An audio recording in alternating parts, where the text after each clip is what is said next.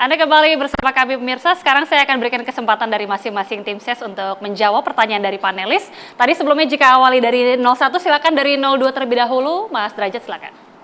Ya, terima kasih. Jadi kembali yang ingin saya tekankan ya untuk pajak kendaraan bermotor tadi itu baru wacana.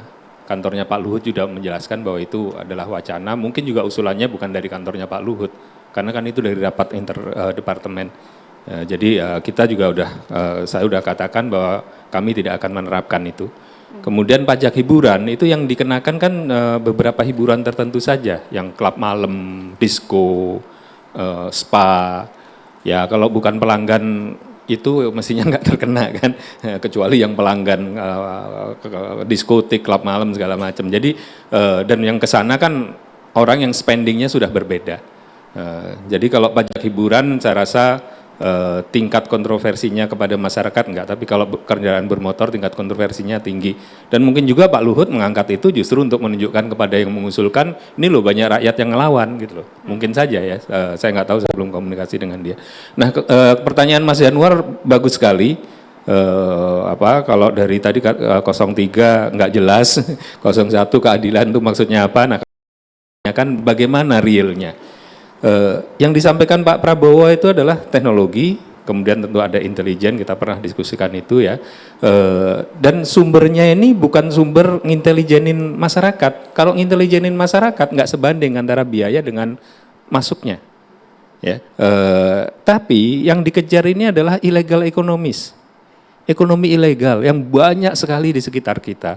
Dan saya menemukan sendiri pada saat saya bertugas di satu lembaga, ya menemukan sendiri, kemudian saya sudah pernah sampaikan potensinya itu adalah minimal 90 triliun saat itu, dalam waktu 30 menit 400 miliar kita bisa tarik, itu uji coba, tapi memang untuk melakukan itu kita perlu beberapa persyaratan harus dipenuhi, tapi ada uangnya, dan itu kasus-kasus yang sudah ingkrah yang merupakan hak negara yang harus dikejar ya.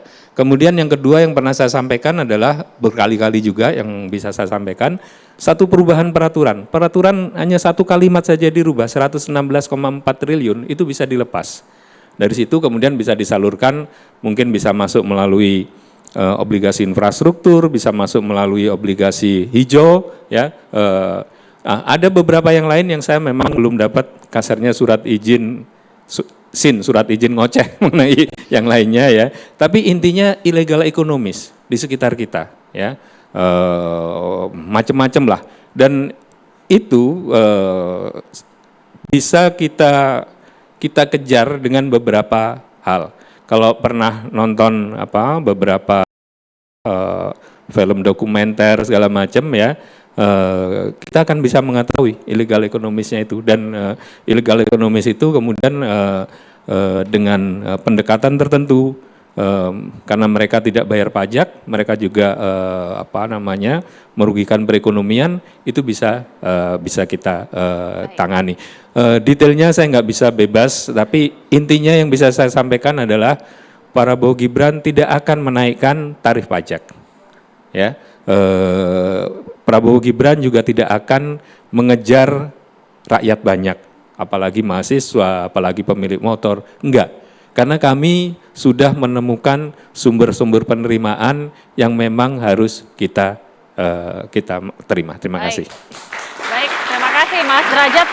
Berikutnya langsung Mas Pompida untuk menjawab pertanyaan dari panelis. Ya, kalau 02 tadi bilang bahwa kebijakan pajak kita di 03 itu tidak jelas, sebenarnya karena bingung aja gitu. Kok kita dengan biaya yang lebih sedikit kita bisa menawarkan lebih banyak program. Di situ cuma satu program, makan siang gratis. Di sini ada 21 program yang sangat populis begitu kan.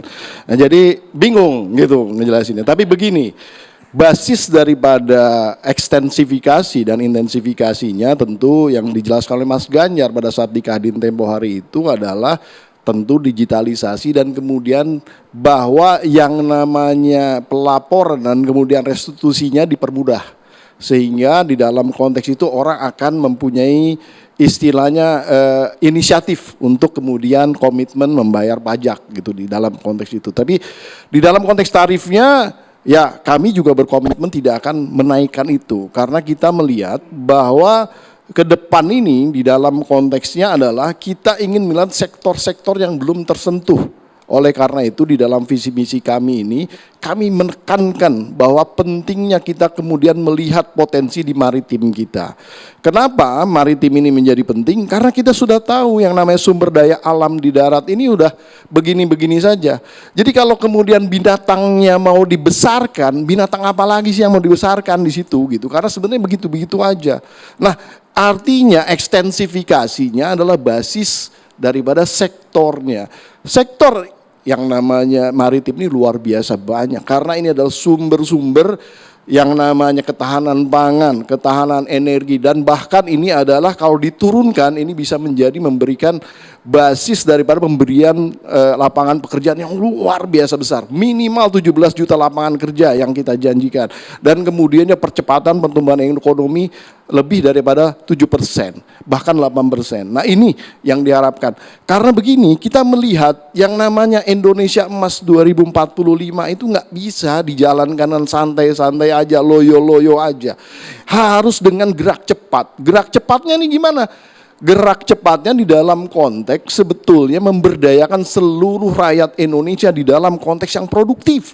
Karena apa? Karena kita mempunyai bonus demografi. Kalau mereka tidak bisa dilibatkan, maka kita akan menjadi yang namanya malapetaka demokrasi. Jadi kalau misalnya memang tadi nggak jelas, ya wajar lah. Tapi saya jelaskan dan mudah-mudahan menjadi lebih jelas. Terima kasih. Oke, sudah dijelaskan langsung ya. Sekarang Pak Suija, silakan. Terima kasih Mbak Agita, Mas Yanuar. Jadi pajak itu satu sisi, ya penerimaan, spending sisi yang lain. Selain menggarap sisi penerimaan, sisi spending juga harus kita kerjakan dengan baik. Sekarang ini ada begitu banyak APBN yang digunakan secara tidak efisien.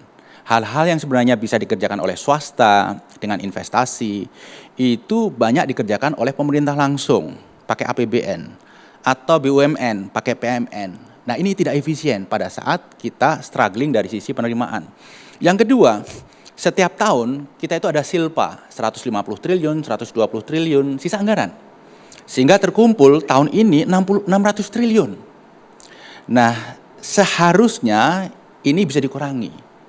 Ini uang nganggur yang menjadi hak pemerintah yang dibiayai oleh hutang dengan bunga 6,4% setahun. Kalau kita bisa tekan ke level normal dari 600 ke 200, kita dapat dana 400 triliun. Ini bisa digunakan untuk buyback utang, bisa digunakan untuk hal-hal yang lain gitu ya, tanpa menaikkan pajak. Nah kemudian ketika Pak Anies tadi menyinggung masalah pajak, prinsipnya fairness, keadilan tidak akan menaikkan tarif pajak. Lalu kenapa 100 terkaya disebut? Itu simbolisme. Di mana kita akan mendorong kepatuhan, kita akan mendorong fairness.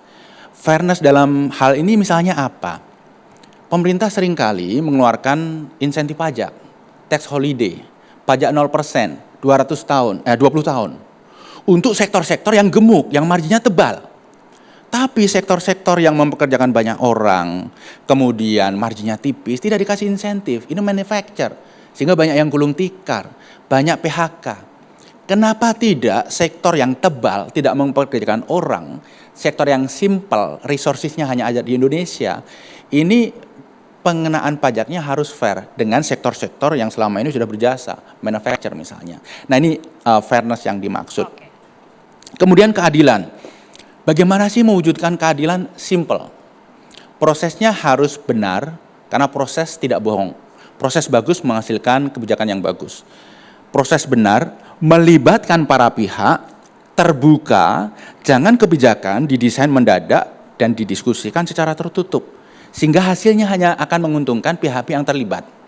Pajak hiburan ini contoh case yang nyata. Saya tidak sependapat dengan Mas Derajat yang menyalahkan publik, menyalahkan pengusaha. Pengusaha jangan kaget ketika diterapkan kemudian protes. Padahal sudah diumumkan sejak tahun 2022. Ini membuktikan bahwa stakeholder tidak dilibatkan, pengusaha tidak dilibatkan. Kalau pengusaha hiburan dilibatkan, diajak diskusi secara bermakna, pasti dalam undang-undang tidak akan keluar pajak hiburan 40% sampai 75%. Kita bayangkan misalnya Bali yang banyak ekonominya itu tumbuh karena klub malam, kafe-kafe itu. Kalau dipajakin 40%, 75%, turis lari semua ke tempat lain. Sementara di negara lain, pajak tertinggi itu 15% untuk sektor-sektor seperti ini. Jadi paling simpel, bagaimana mewujudkan keadilan, melibatkan semua stakeholder. Baik. Terbuka, kemudian ada diskusi yang bermakna, pasti hasilnya fair untuk semua. Terima kasih. Baik. Kita sudah mendengarkan jawaban dari masing-masing tim ses. Nanti Mas Yanuar juga akan memberikan komentar dan juga kita akan mendengarkan pernyataan penutup dari masing-masing tim ses. Sesaat lagi pemirsa, kami kembali.